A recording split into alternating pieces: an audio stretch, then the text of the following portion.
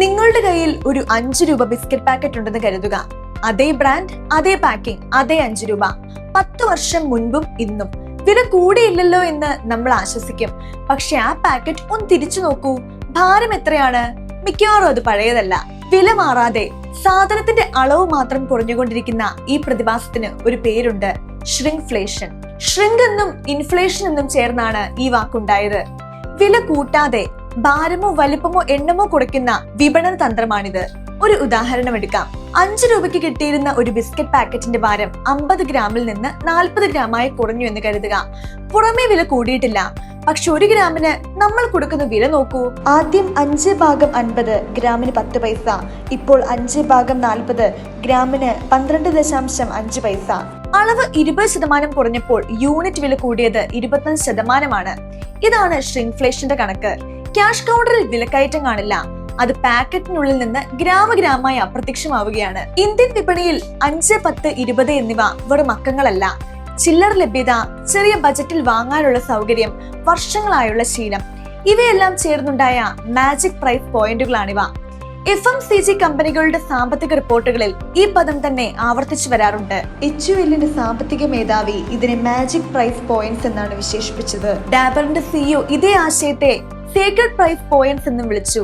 അതായത് 5, 10 എന്നീ വിലകൾ ഒരു കാരണവശാലും തൊടാൻ പാടില്ലാത്തത്ര പ്രധാനമാണ് കമ്പനികൾക്ക്. എന്തുകൊണ്ടാണ് ഇത്ര പ്രാധാന്യം? 5 രൂപയുടെ ഒരു ഉൽപ്പന്നം നേരിട്ട് 7 രൂപയാക്കിയാൽ വാങ്ങുന്നയാൾക്ക് ആ വർധന ഉടൻ ബോധ്യമാകും. 5 രൂപയിൽ നിന്ന് 6 രൂപയായാൽ പോലും അത് 20% കുതിച്ചുചാട്ടമാണ്. പകരം വില 5 രൂപയായി തന്നെ നിലനിർത്തി 2 ബിസ്ക്കറ്റോ ഏതാനും ഗ്രാമോ കുറച്ചാൽ മാറ്റം ശ്രദ്ധയിൽപ്പെടാനുള്ള സാധ്യത കുറയും. ഇത് പഴയ കഥയല്ല, ഇപ്പോൾ നടക്കുന്ന കാര്യമാണ്. ഈ വർഷത്തെ ചില കണക്കുകൾ നോക്കാം. ക്രൂഡ് ഓയിൽ വില ബാരലിന് $100 മുകളിലെത്തിയതും പാം ഓയിൽ ലഭ്യത കുറഞ്ഞതും പ്ലാസ്റ്റിക് ലാമിനേറ്റ് പാക്കേജിംഗ് ചെലവ് കൂടിയതും ചേർന്ന് FMCG കമ്പനികളുടെ ചെലവ് വലിയ തോതിൽ ഉയർന്നു. ഏപ്രിലിൽ രാജ്യത്തെ മൊത്ത വില സൂചിക 8.3% വർദ്ധിച്ചു. ഇന്ധനവിലയാണ് പ്രധാന കാരണം. ഈ സാഹചര്യത്തിൽ ബ്രിട്ടാനിയ മാനേജ്മെന്റ് ഒരു ഏർണിംഗ്സ് കോളിൽ വ്യക്തമായി പറഞ്ഞു, വില വർദ്ധിപ്പിക്കുമ്പോൾ അതിൽ ഗ്രാമേജ് അഡ്ജസ്റ്റ്മെന്റും 10 രൂപയ്ക്ക് മുകളിലുള്ള ചില പാക്കുകളിൽ നേരിട്ടുള്ള വിലവർധനയും ഉൾപ്പെടുമെന്ന്. ഈ പാദത്തിൽ 1.5 മുതൽ 2% വരെ അധിക പ്രൈസിംഗ് നടപടി പ്രതീക്ഷിക്കുന്നുവെന്നും അതിൽ വലിയൊരു ഭാഗം 5 രൂപയുടെയും 10 രൂപയുടെയും ബിസ്ക്കറ്റ് പാക്കുകളിലെ ഷ്രിങ്ക്ഫ്ലേഷനിലൂടെ ആയിരിക്കുമെന്നും കമ്പനി സൂചിപ്പിച്ചു. ഒരു പാദത്തിൽ മാത്രം അസംസ്കൃത വസ്തുക്കളുടെ ചെലവ് 10% കൂടിയെന്നും അവർ വ്യക്തമാക്കിയിരുന്നു. ഇത് ബ്രിട്ടാനിയ മാത്രമല്ല, HUL, Dabur, Godrej consumer, Nestle, Emami, Varun beverages ഈ പട്ടികയിൽ മിക്ക വലിയ FMCG ബ്രാൻഡുകളും ഉൾപ്പെടുന്നു എന്നാണ് വ്യവസായ റിപ്പോർട്ടുകൾ പറയുന്നത്. ചില ഉദാഹരണങ്ങൾ നോക്കാം. ലേസ് ഒരു പാക്കറ്റ് പണ്ട് 40 ഗ്രാം ഉണ്ടായിരുന്നത് ഇന്ന് 30 ഗ്രാമായി ചുരുങ്ങിയെന്ന് വിശകലനങ്ങൾ ചൂണ്ടിക്കാണിക്കുന്നു. സോപ്പ്, ഷാംപൂ സാഷേകൾ 7.5 ഗ്രാം ബാർ 5 ഗ്രാമായും 5 മില്ലി ഷാംപൂ സാഷെ 4 മില്ലിയായും ചുരുങ്ങിയ ഉദാഹരണങ്ങളും ചൂണ്ടിക്കാണിക്കപ്പെടുന്നു. പാർലേജി രാജ്യത്തെ ഏറ്റവും വലിയ ബിസ്ക്കറ്റ് ബ്രാൻഡുകളിൽ ഒന്നായ ഇതിന്റെ ഏറ്റവും ചെറിയ പാക്ക് 10 താഴെ വിൽക്കാൻ വേണ്ടി 2 പതിറ്റാണ്ടിലേറെയായി ഇടയ്ക്കിടെ ഗ്രാമേജ് കുറച്ചുകൊണ്ടിരിക്കുന്നു എന്നാണ് വ്യവസായ വിശകലനങ്ങൾ പറയുന്നത്. ഇതൊരു ചെറിയ ട്രെൻഡ് അല്ല. നുവാമ പോലുള്ള ഇൻസ്റ്റിറ്റ്യൂഷണൽ റിസർച്ച് സ്ഥാപനങ്ങൾ പറയുന്നത് ഇപ്പോഴത്തെ അസംസ്കൃത വസ്തു വില നിലവാരം തുടർന്നാൽ കമ്പനികളുടെ ലാഭ മാർജിൻ 1 മുതൽ 2.5% വരെ ഇടിയാമെന്നാണ്. അതായത് കമ്പനികൾക്കിത് വെറും ഇഷ്ടത്തിന്റെ പ്രശ്നമല്ല, നിലനിൽപ്പിന്റെ പ്രശ്നമായി മാറുകയാണ്. ബിസ്ക്കറ്റ് നിർമ്മാണ ചെലവ് ഗോതമ്പ് പൊടിയിൽ മാത്രം ഒതുങ്ങുന്നില്ല. പഞ്ചസാര, പാമോയിൽ, പാൽ ഘടകങ്ങൾ, ഇന്ധനം, പ്ലാസ്റ്റിക് പാക്കേജിംഗ്, ഗതാഗതം എല്ലാം ചെലവിനെ ബാധിക്കുന്നു. ചെലവ് കൂടുമ്പോൾ കമ്പനിക്ക് പ്രധാനമായും 3 വഴികളാണുള്ളത്. 1, പാക്കറ്റിന്റെ വില നേരിട്ട് കൂട്ടുക. 2, സ്വന്തം ലാഭ മാർജിൻ കുറയ്ക്കുക. 3, വില നിലനിർത്തി അളവ് കുറയ്ക്കുക. മൂന്നാമത്തെ വഴിയാണ് ഉപഭോക്താവിന്റെ കണ്ണിൽ ഏറ്റവും കുറച്ച് പ്രതിരോധം സൃഷ്ടിക്കുന്നത്. പാക്കറ്റിന്റെ നിറവും ബ്രാൻഡിങ്ങും പുറം വലിപ്പവും ഏകദേശം പഴയതുപോലെ തുടരുമ്പോൾ അകത്തെ നെറ്റ് വെയിറ്റിലെ ചെറിയ മാറ്റം മിക്കവരും ശ്രദ്ധിക്കില്ല. അതേസമയം ഗ്രാമേജ് കുറയ്ക്കുമ്പോൾ വിൽക്കുന്ന യൂണിറ്റുകളുടെ എണ്ണം ഒരേപടി നിലനിൽക്കുകയോ കൂടുകയോ ചെയ്യും. മൊത്തം ടണ്ണേജ് മാത്രമേ കുറയൂ.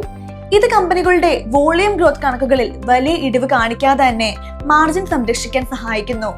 അളവ് കുറയ്ക്കുന്നത് ഇന്ത്യയിൽ സ്വതവേ നിയമവിരുദ്ധമല്ല. പക്ഷെ പാക്കറ്റിൽ രേഖപ്പെടുത്തുന്ന വിവരം കൃത്യമായിരിക്കണമെന്നാണ് legal metrology package commodities rules പറയുന്നത്. നെറ്റ് അളവ്, MRP, നിർമ്മാതാവിന്റെ വിവരം, യൂണിറ്റ് സെയിൽ പ്രൈസ് എന്നിവ നിർബന്ധമായി കാണിക്കണം. ഇവിടെ ഒരു പ്രധാന കാര്യം പലർക്കും അറിയാത്തതാണ്. ചട്ടപ്രകാരം 1 കിലോയിൽ താഴെയുള്ള ഉൽപ്പന്നങ്ങൾക്ക് ഗ്രാമിന് എത്ര രൂപയെന്ന് കാണിക്കണമെന്നതാണ് വ്യവസ്ഥ. പക്ഷെ MRP 35 രൂപയോ അതിൽ താഴെയോ ആണെങ്കിൽ യൂണിറ്റ് വില പ്രത്യേകം കാണിക്കണം എന്ന നിർബന്ധം തന്നെയില്ല. അതായത് നമ്മൾ ചർച്ച ചെയ്ത 5 രൂപ 10 രൂപ പാക്കുകൾ പലതും ഒഴിവിന്റെ പരിധിയിൽ വരാം. മാത്രമല്ല, പുതിയ പാക്കിൽ അളവ് കുറഞ്ഞ കാര്യം മറുവശത്ത് പ്രത്യേകം മുന്നറിയിപ്പായി എഴുതണമെന്നും പൊതു നിർബന്ധമില്ല. അതുകൊണ്ട് നിയമപ്രകാരം നെറ്റ് വെയിറ്റ് പിൻവശത്ത് എഴുതിയിട്ടുണ്ടെങ്കിൽ കമ്പനി നിയമം പാലിച്ചു എന്ന് പറയാം. എന്നാൽ ആ മാറ്റം കണ്ടെത്താനുള്ള ഉത്തരവാദിത്തം പൂർണ്ണമായും ഉപഭോക്താവിലേക്ക് നീങ്ങുന്നു.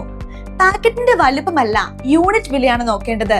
MRPക്കൊപ്പം നെറ്റ് വെയിറ്റ് അല്ലെങ്കിൽ നെറ്റ് ക്വാണ്ടിറ്റി എപ്പോഴും പരിശോധിക്കുക. 5 രൂപയുടെ പാക്കും 20 രൂപയുടെ പാക്കും താരതമ്യം ചെയ്യുമ്പോൾ വില മാത്രം നോക്കരുത്.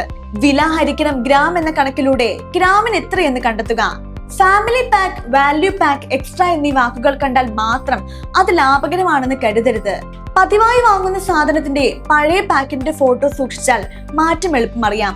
രേഖപ്പെടുത്തിയ അളവിനേക്കാൾ കുറവാണെന്ന് സംശയം തോന്നിയാൽ ലീഗൽ മെട്രോളജി വിഭാഗത്തിലോ ഉപഭോക്തൃ പരാതി സംവിധാനത്തിലോ പരാതി നൽകാം. പാക്കറ്റിന്റെ വില വർഷങ്ങളോളം മാറാതിരിക്കുക എന്നത് വിലക്കയറ്റം ഇല്ലെന്നതിന് തെളിവല്ല.